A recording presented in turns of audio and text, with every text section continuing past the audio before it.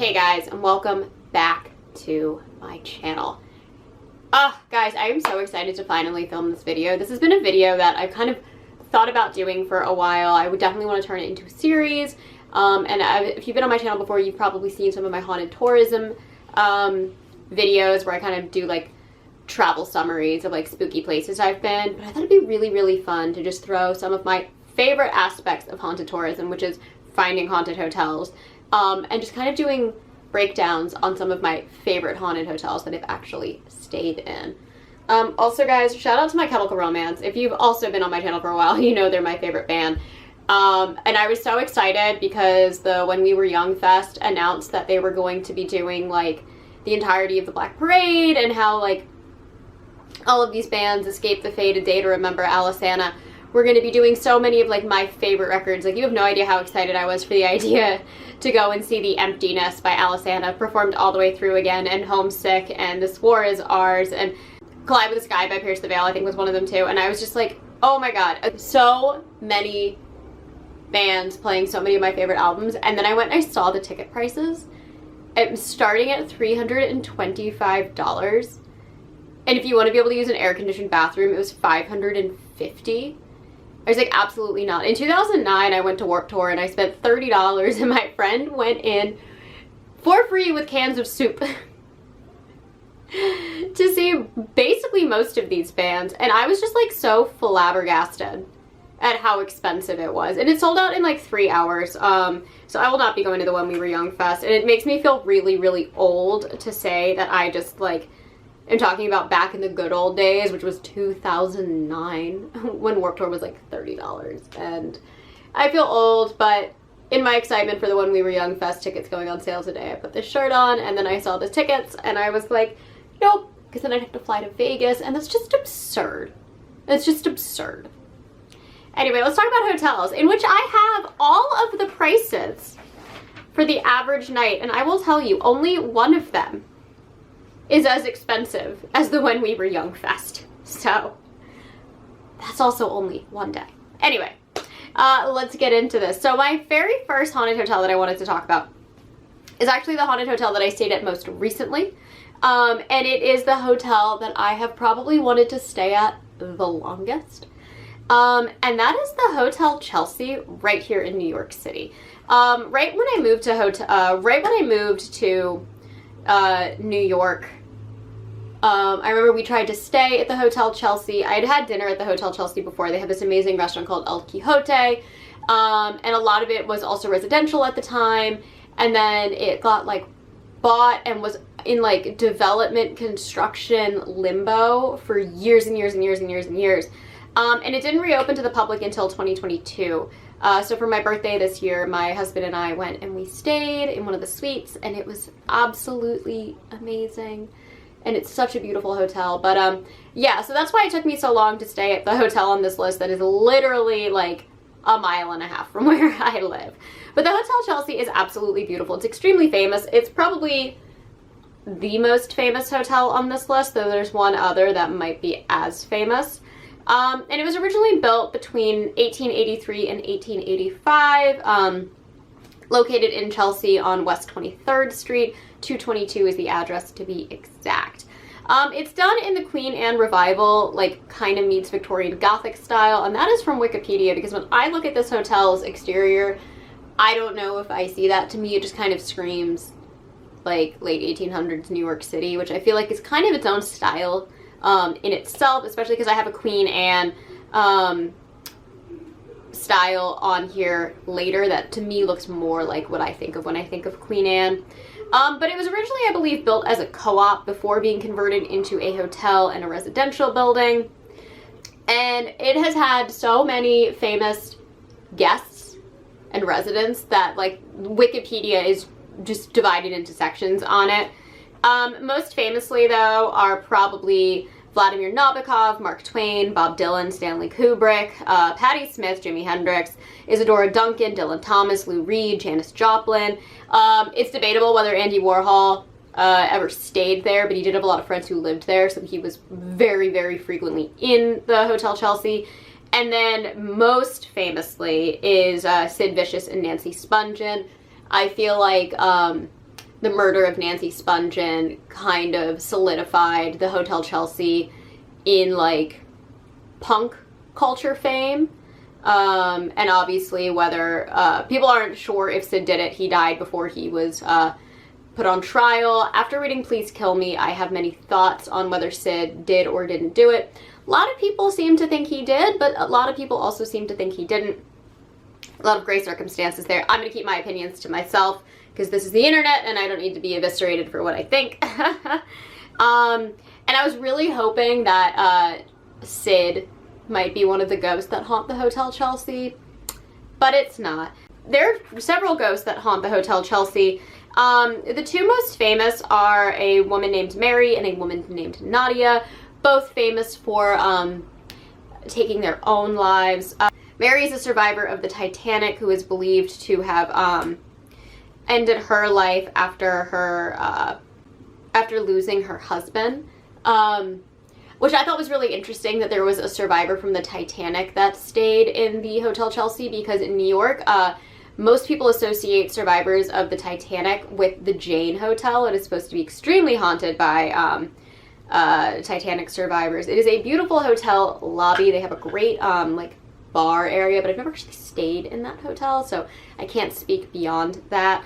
And then there's another ghost named Nadia who jumped out of a window after her husband left her. And I believe there's a third ghost. I think his name is like Harry or Frank. I'm not 100% sure. Who was also spotted quite a lot, just kind of hanging around. And these ghosts just kind of seem to appear. They tend to be under like archways. The women tend to be looking in the mirror a lot. When I stayed though, I will say that I didn't feel any particular ghost presence.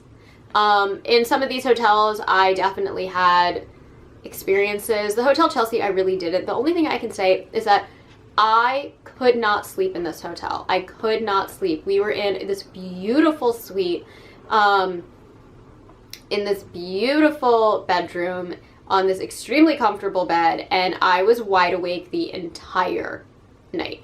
And now I do have insomnia, so that could definitely be a factor, but it was like my birthday, I was having a great time, and I just couldn't sleep. Like something in that room was keeping me awake, and I don't know what it was, but I've noticed in hotels that, I've noticed in several haunted hotels that I do have issues sleeping when staying at them. Famous rooms there are probably just going to be room 100, which I don't believe is accessible to the public, and I do believe they've changed the number since. Especially since the renovation, but that was the room that Sid and Nancy lived in. This hotel goes for $350 a night. That's an average. If you book far enough in advance, you can get it cheaper. Or you can have something like what happened with me and my husband is we requested a specific room, and then when we got there, it seems like they didn't have it, so they did upgrade us to a suite, which was awesome. It was breathtaking. The suites are definitely out of my budget, so please don't think that I actually like balled out for that. I did not. I think we paid about $400 for my birthday stay there. And this is a 4-star hotel. It is also the only 4-star hotel on this list. It does not seem like you can get 5 stars if you are haunted. However, if you are a tourist, and because I am a bartender, I have to say this, I've already spoken about El Quijote, which is the restaurant there. The restaurant is fantastic. It is definitely pricey. They are famous for their lobster. The lobster is really, really good. But I also really like lobby bar. Because it is a hotel bar in a prestigious New York hotel, it is an overpriced bar, but I also think it is beautiful. It was completely renovated, so when you walk in, you're going to be like, wow, this is gorgeous and so old-timey. It's all new. I actually spoke to the bartender about this when I was there. There are like gargoyles in like the molding up at the ceiling. Those are all brand new. Like those are not original, but they did such a good job of masking it to make it feel original, so you really do feel like you're traveling back in time, and it's very elegant and very beautiful. And I love this hotel. When you first walk in, when you used to walk in, the lobby was actually not super nice, but they've completely redone it again. It makes you feel like you're going back in time. But when you go up to where the concierge is, and you look up at that famous like wrought iron staircase that is original, oh my god, it's so beautiful. It's one of the most stunning things I've seen in hotels. I feel like staircases in hotels is just something that I love, like chandeliers in ballrooms. The staircase in another one of the hotels that I'm going to talk about later is also very, very iconic. And I actually got married, as some of you guys might know, legally in the Plaza Hotel, and the staircase in the Plaza Hotel was so pretty. We had to take photos on it. But yeah, so definitely if you were in New York, highly recommend staying at the Hotel Chelsea, even though I don't think you'll see too many ghostly activities. Again, there's not that many ghosts present for being a building that has been surrounded by so many famous people, and I didn't feel anything at all when we were there. However, the second hotel is a hotel that I have stayed at many, many times, and that is the Hawthorne Hotel in Salem, Massachusetts, home of the infamous 1692 witch trials. This is also a 3-star hotel. It is located right off of the Salem Common on Washington Square West.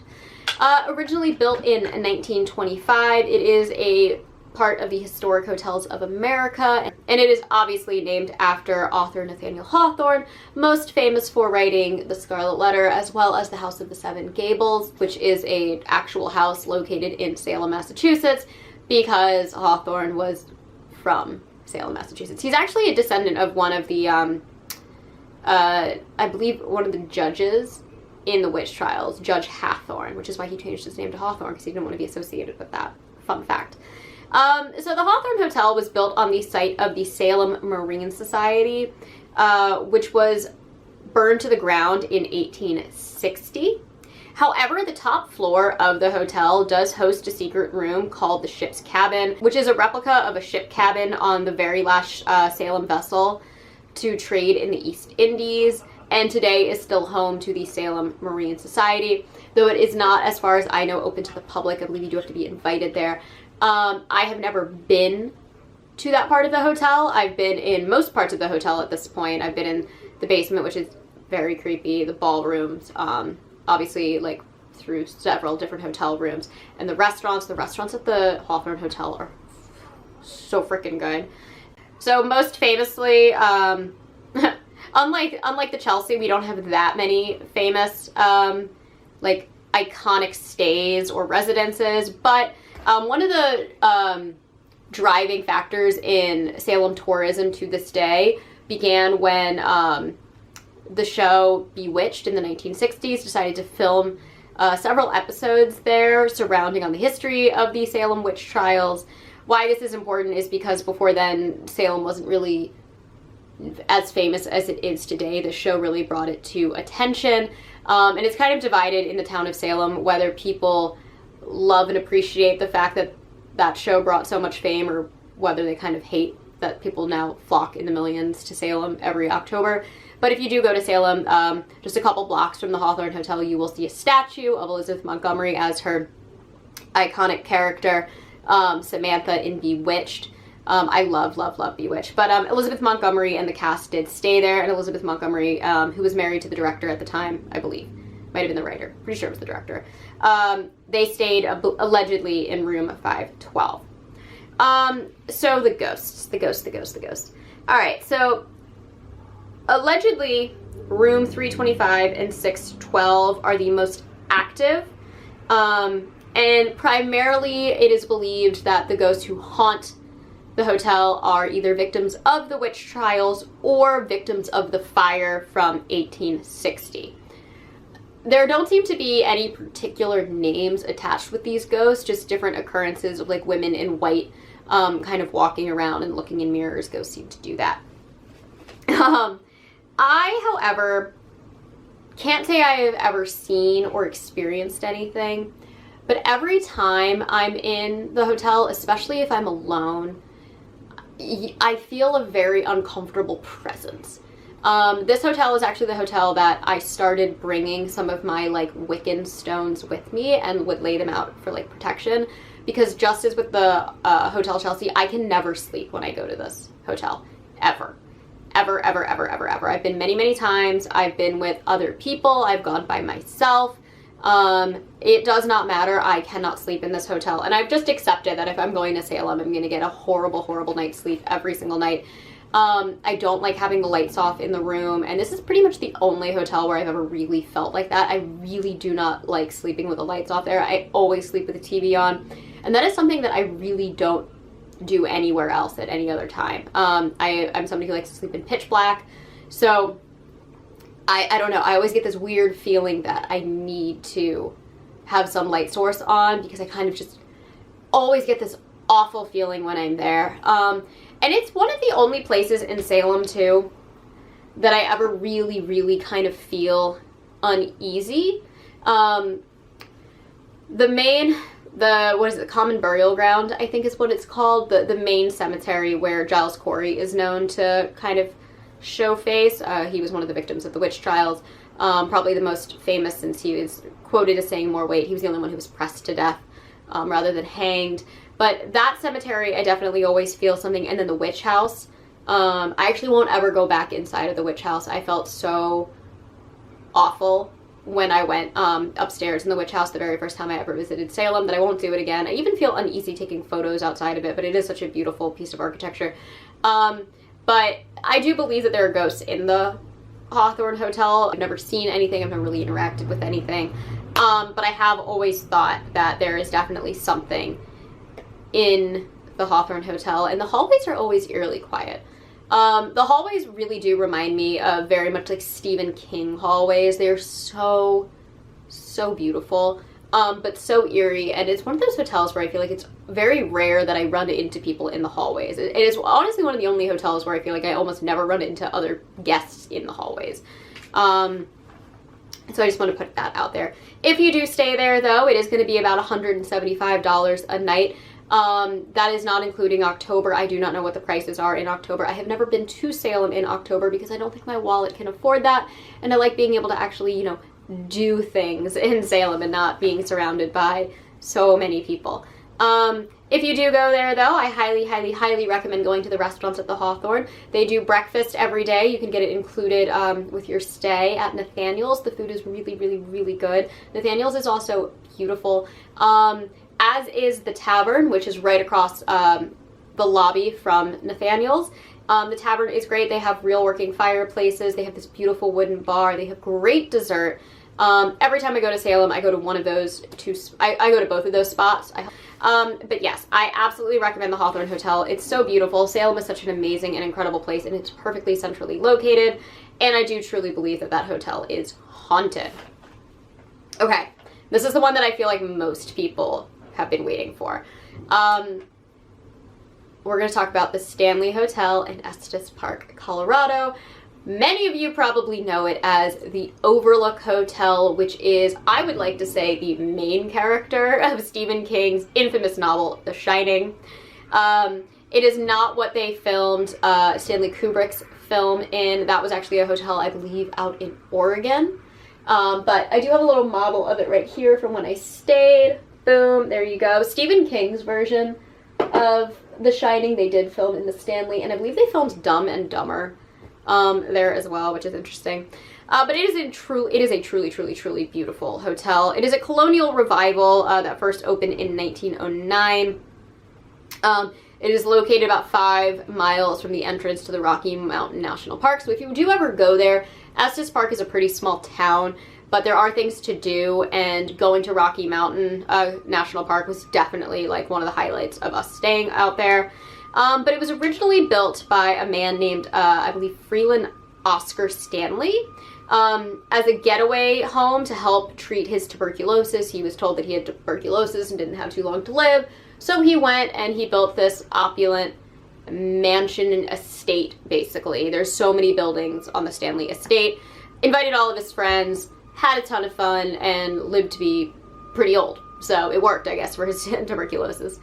Obviously, the most famous guest who has ever stayed there was Stephen King, who stayed in the most haunted and most famous room 217, in which he had a nightmare that convinced him to basically write The Shining. In the book, 217 is the actual room number. However, in the films, it is 237. There is no such room 237 in the Stanley Hotel, but you can go and see room 217. You can even stay there. If people are staying there, you cannot get inside it. We did not stay there. It's the most expensive room to stay in, and I believe it gets booked like 2 years in advance. But there are many haunted rooms in the Stanley. If you feel the need to stay in a haunted room, you can also stay on the haunted floor, which is the 4th floor, which is where we stayed. even though I requested a non-haunted room because like I didn't want to wake up and have like a cowboy staring at me in the middle of the night, but I don't think we got a non-haunted room. So 217 is the most famously haunted room, basically because not only did Stephen King stay there and have the epiphany to write The Shining after his haunted dreams while staying in the hotel right before they closed for the season, but there was also this crazy gas explosion that happened that injured the head maid, Elizabeth Wilson. But she didn't die from that injury. She didn't die from that explosion. She did get hurt, but she recovered and she continued to work at the hotel and is considered a very, very helpful haunter, I would say. She likes to like unpack people's things and like make their beds before room service gets there. And one of the things that I've noticed about a lot of people or a lot of ghosts who are allegedly haunting the Stanley is they were just people who loved the Stanley and didn't want to leave. So the titular Stanley, who obviously opened the Stanley, him and his wife are known to haunt the hotel. Stanley is seen usually at the bar, like the pool room, and Flora is seen by the piano. The piano is beautiful. The piano is so pretty. I mean, the Stanley is one of the most beautiful hotels, I've ever been in, and it's another one that just has this gorgeous opulent staircase. Like, it is a vision when you walk there. As I said before, the 4th floor is the most haunted. That was like the servants' quarters, I believe, for a very, very long time. So it's haunted by a lot of children. It's haunted by a lot of children because like the children of the people who used to, you know, work for the Stanley would live up there. And they would kind of like in The Shining, in the Overlook, where Danny and Jack Torrance and Wendy Torrance all live upstairs. But you will apparently hear like children running and stuff. So when we stayed on the 4th floor, we were one room away from one of the most haunted rooms, which I believe was 428, which is known to have like the cowboy ghost who kind of like sits at the end of your bed, which is absolutely terrifying. But you can also stay in rooms 401, 407. You can even go and visit the music hall, which is known to have this security guard named Paul, who still to this day guards the music hall. He worked at the Stanley, I believe, until he died, and is now working at the Stanley still after his death. He's supposed to be a very, very friendly and, again, helpful haunting ghost. If you want, you can take the ghost tour, which I highly recommend. If you take the ghost tour, they will take you to the music hall, do some really cool stuff with, like, what is it, EMV? Is that what it's called? I never remember. You can also go to the haunted underground tunnels because, of course, it has haunted underground tunnels, and they will turn all of the lights off. And you can sit there and take photos and see if you get orbs or the face of scary children in the haunted underground tunnels. This is definitely one of the only hotels where I have stayed at where I feel like I actually did interact with something. I had several instances at this hotel that I am uneasy about, more so than like I have at the Hawthorne or the Chelsea. One of the big things for me is I did request one of the rooms that had not been renovated yet because I really wanted a room that had a bathroom, or not a bathroom, a bathtub. If you've read or seen The Shining, you know how iconic the bathtub scene is in that story. So I really wanted to stay in the hotel, in a hotel room that had that. Taking a bath in the Stanley Hotel was absolutely terrifying, and I was also reading like Chasing the Boogeyman at the time, I think, so I was like super unnerved, but it just felt strange. We also saw a door open by itself. The Stanley's really cool because you can still get like keys, and we do have a replica of a key from 217. But a lot of the doors do have like old school turn handles, so my husband and I did witness under like this grand staircase, this like opulent, under the grand like opulent staircase that you see when you first go in, this door did twist and open by itself, which was truly, truly terrifying to me. But the big thing for me was that I did have my foot grabbed in the middle of the night. I was asleep, something grabbed my foot. I assumed it was my husband. When I bolted upright, he was absolutely passed out next to me on the other side of where it happened. I don't think there was any way it could have been him.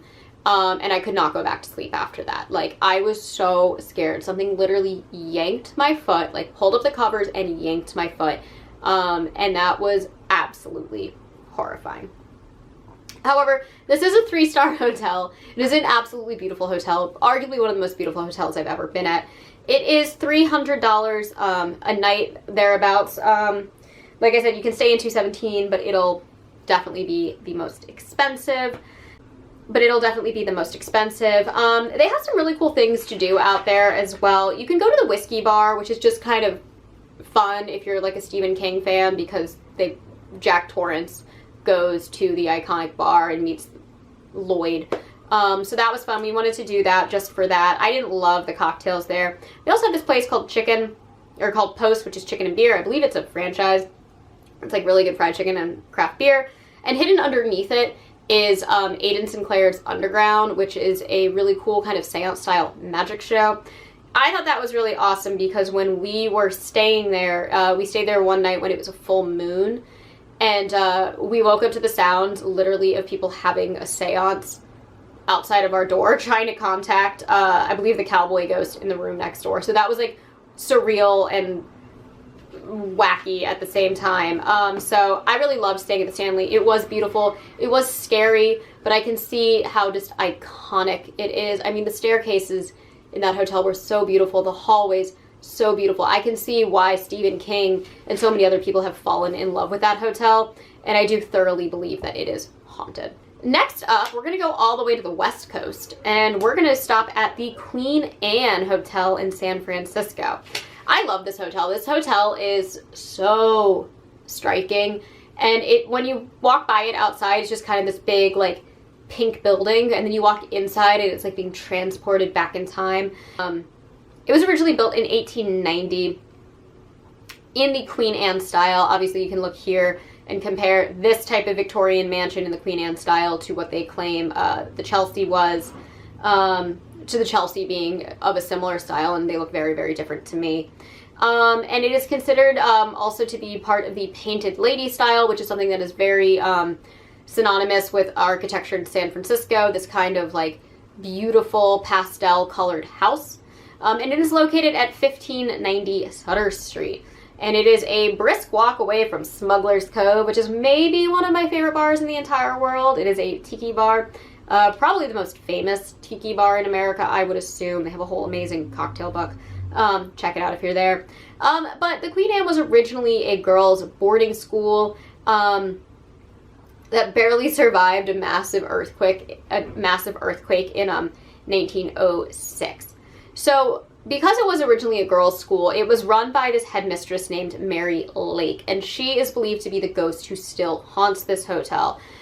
She is most frequently seen in room 410, which is where her office used to be, and just like Elizabeth Wilson, she is believed to be a helpful ghost. She likes to unpack things for people and tuck people in at night, which is kind of scary, but also kind of nice. It also used to house meetings for secret societies, allegedly. I'm not sure how, true those claims are, but some people do believe that some of the haunting experiences that people have are more rooted in, summoning from the occult versus just Miss Mary Lake.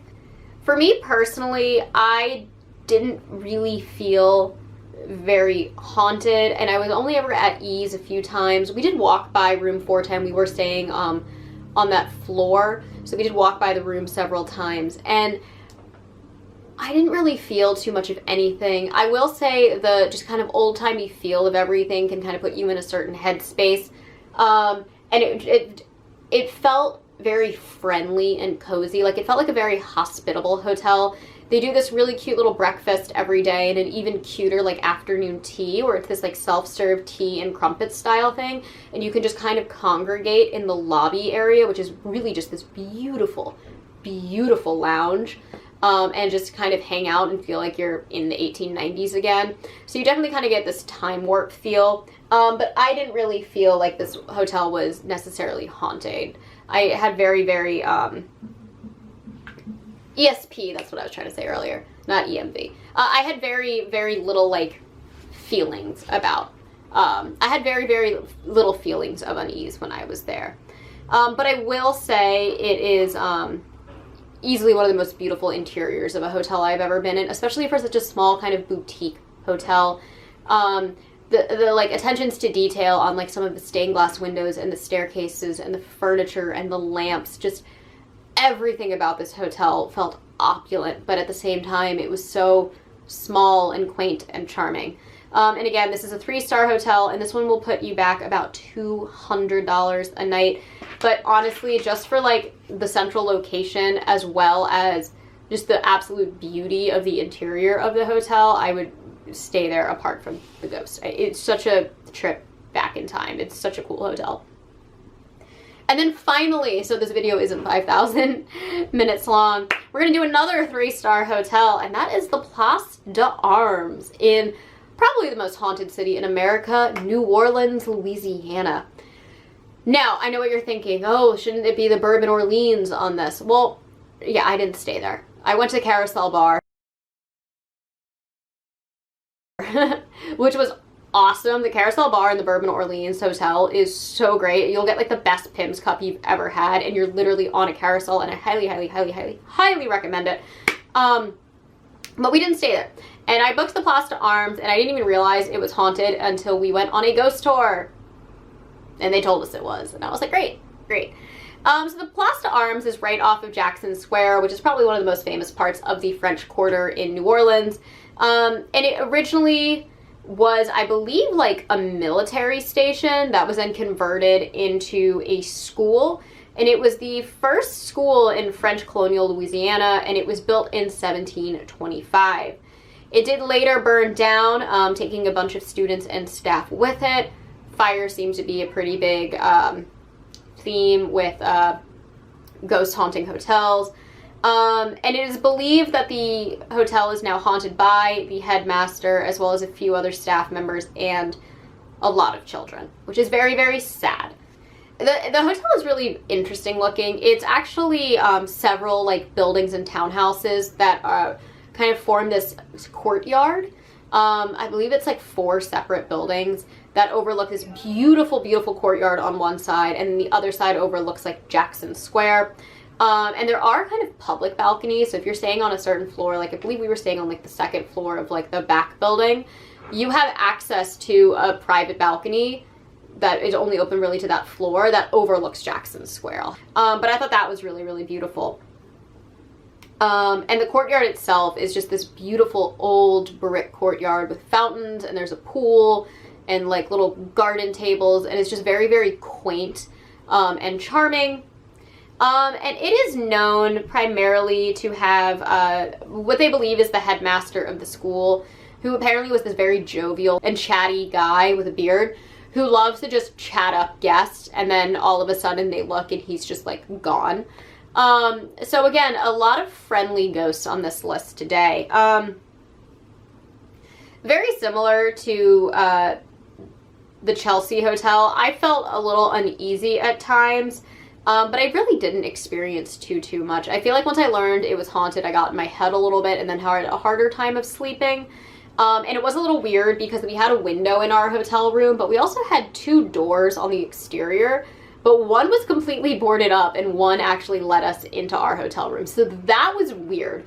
And it was definitely as part of like an architectural decision for the facade of our building, but I did think it was weird that we did have this random boarded up room. The one spot that I did actually feel very uneasy in is when you're in the lobby, you can kind of go to the right and there's like a sitting room almost, and I'll post a photo of it. That area I did not feel comfortable in. I did feel very, very uneasy in that area of the hotel, and I was in there alone for a couple minutes and I didn't like it.